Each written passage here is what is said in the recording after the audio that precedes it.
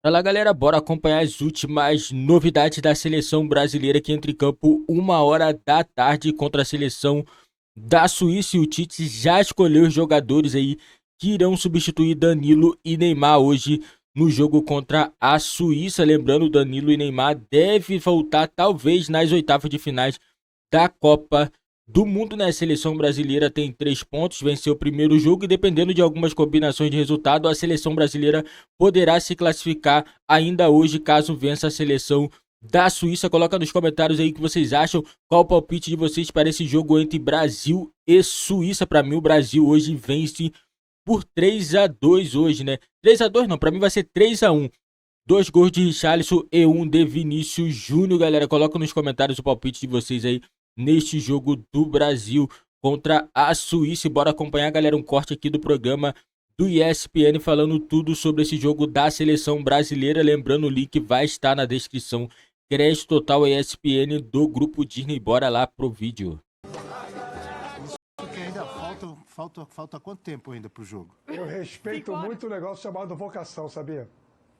Ah, é, Rafa? Como assim? Eu de beleza é vocacionado pra isso. Gente, não é fácil fazer isso não, tá? Ah, é moleza. Não, tem que ter talento. Pra fazer esse tipo de trabalho que eu tô fazendo na Copa, tem que ser vocacionado. Tem que ter carisma, tem que saber falar aquilo que o povo gosta, encontrar bons personagens. Ó, parabéns ao Edu. Muito bacana. Nasceu para isso. E ele volta daqui a pouco aqui no nosso F360. Eu vejo brilho nos olhos de Breiler Pires. Breiler pensando... Ele queria sambar. Ele queria sambar. Queria, Fica à vontade, é isso. viu? Acompanhou aqui com o pezinho, O nosso Musiala. Nosso Musiala brasileiro. Mas a câmera tava lá, então ele ficou... Falou, deixa, quando voltar eu faço ao vivo. Deixei pro Edu, que tem o talento.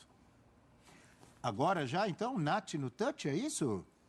Vamos lá? Vamos pro Vamos touch. lá? Natália Ferrão vai dar uma aula agora. Não, também não Nath no exagera. O pessoal adora o touch. Nath no touch. Professor adora o touch, olha lá. De novo você, Agora professor. sim vale aquela. She seems to have a invisible touch. Natália, o que você vai trazer pra gente? Vamos trazer o que acontece com o Brasil, com essas modificações do Tite, né? A perspectiva de jogo do Brasil com essa mudança do Tite, Já com não a é mais entrada do Invisible, Militão. olha lá. Apareceu. Apareceu, já não é mais o Invisible Touch. Não. A gente tem a principal entrada do Militão aqui, né, pelo lado direito, e também do Fred aqui também, descendo aqui na vaga que seria do Paquetá, porque o Paquetá adiantou.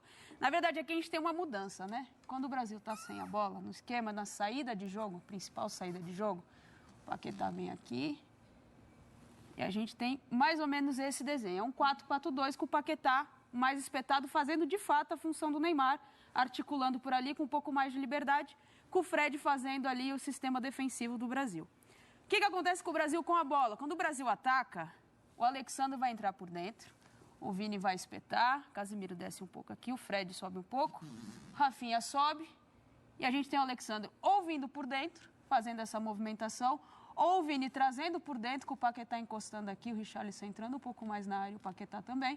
O Vini vem na ponta e o Alexandre faz a ultrapassagem. Casemiro permanece aqui, o Fred sobe um pouquinho, então a gente tem essa movimentação com o Fred atuando também, Nessa hora principalmente vira um no combate. 3-2-5, é isso? É, um 3-2-5, ou até mesmo o Alexandre fazendo aqui e o Rafinha fazendo aqui e o Vini entrando também espetando. A gente tem algumas variações. O Richarlison vai sempre espetar muito dentro da grande área, porque essa é a característica dele. O Paquetá vai continuar flutuando por aqui, a gente vai ter o Vini Júnior, o Rafinha e o Alexandre passando por aqui ou construindo por dentro. A entrada do Militão permite, não muda muita característica, porque ele permite que... O Danilo também não avança muito, né? O Danilo não é um cara que vem aqui em linha de fundo e faz muito essa movimentação. O Militão vai fazer basicamente a mesma coisa que o Danilo faz hoje na função com o Tite.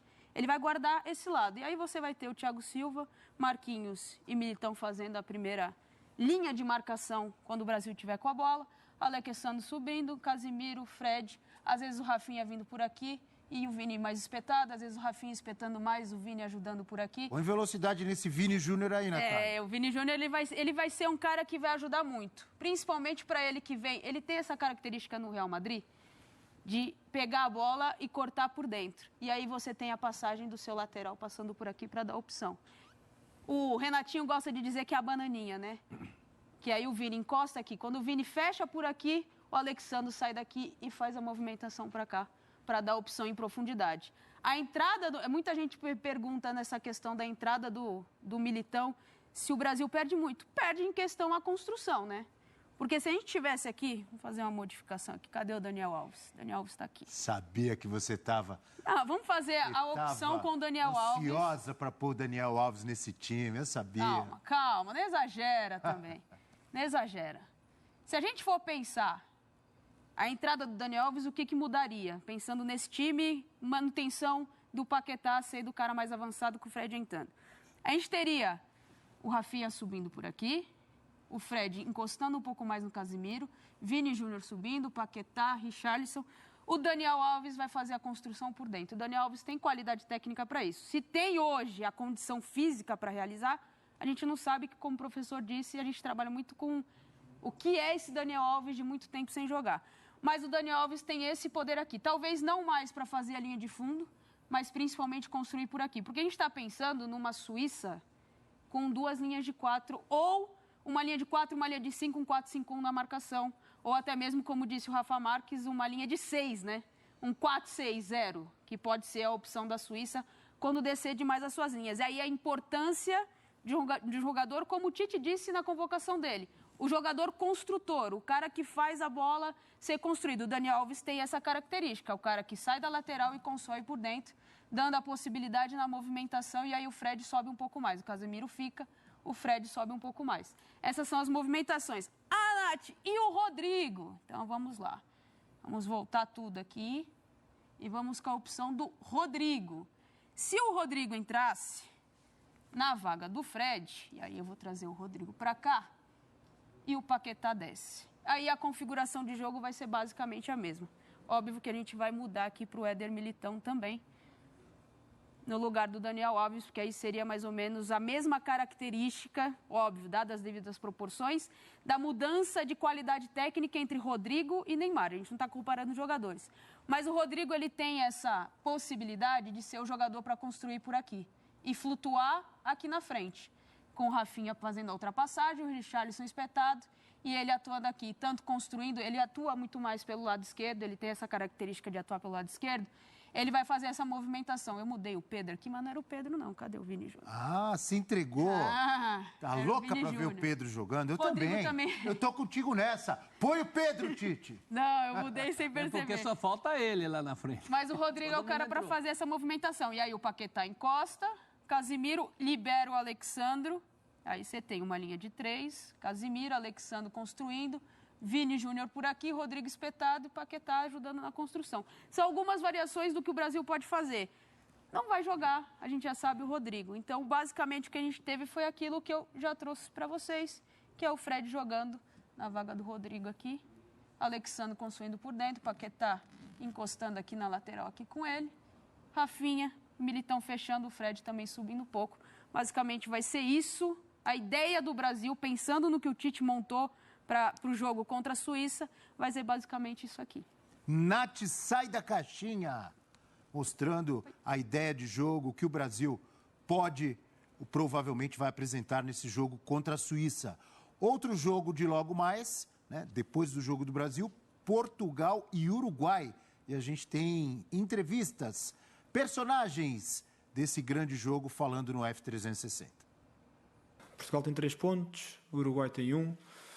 Fase de grupos, oitavos de final, portanto muda. Equipas em que Portugal acho que acaba por mudar bastantes mais jogadores do que a seleção do Uruguai. E uma seleção difícil, muito agressiva, uma seleção que contra-ataca muito bem, que se erras, que explora ao máximo todo ese tipo de situaciones.